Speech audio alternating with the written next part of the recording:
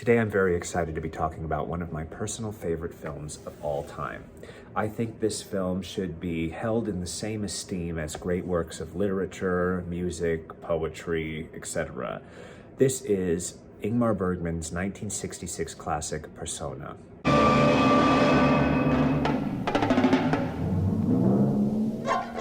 Persona has a reputation of being one of the most analyzed and dissected films in the history of cinema, and I think I have an insight as to why. It is because this film has such giant surrealist imagery and a deep sense of mood, while really being simple and connecting to only two characters and doing this giant idea in a very short amount of time. It doesn't even run 90 minutes.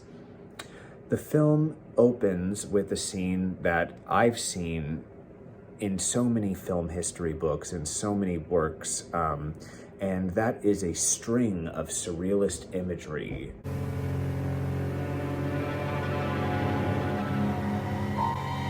that cannot really be described.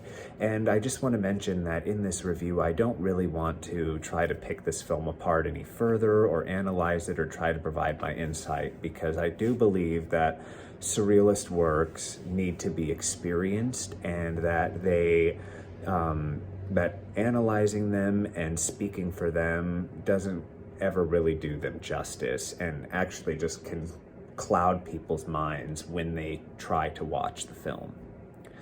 The opening sequence, as I said, is this surreal montage that doesn't really connect with the rest of the film, but does maybe provide an inward perspective into the minds of our lead characters.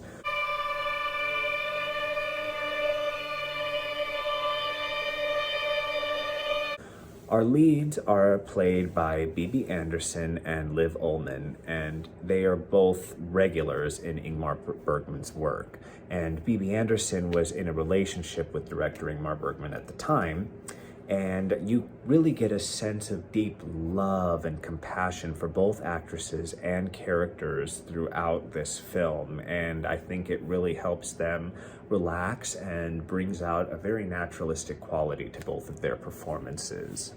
Liv Ullmann in the film is playing an actress, and she has lost the ability to speak. And we don't really know if for what reason she is not speaking.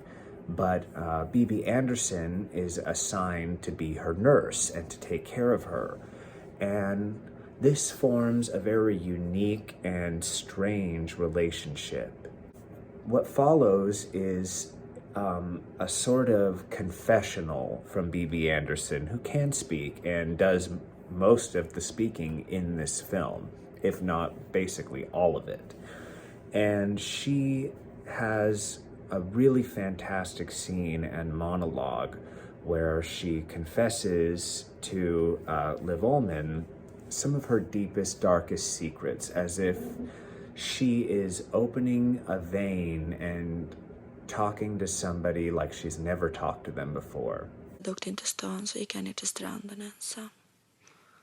Det var så där varmt och skönt, vet du. This brings the two women closer and closer together, and this begins this sort of tug of war between the two women, of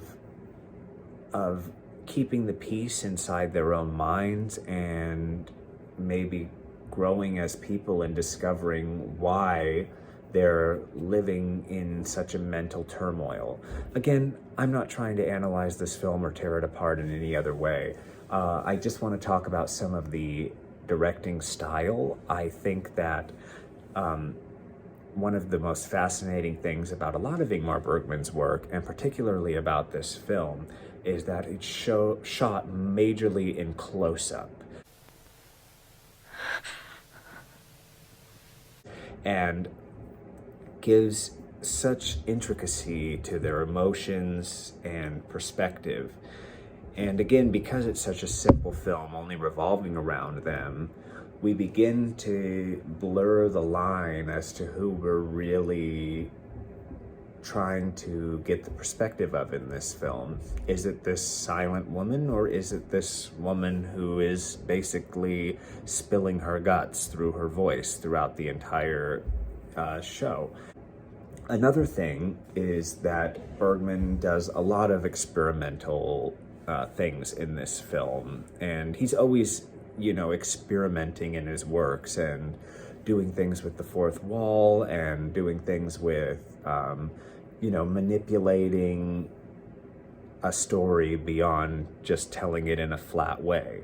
And that's what sets him apart from so many other filmmakers of his kind, is that he does write films that feel a bit like plays. They have long dialogue scenes, very, expressive monologues, and, intimate settings like living rooms.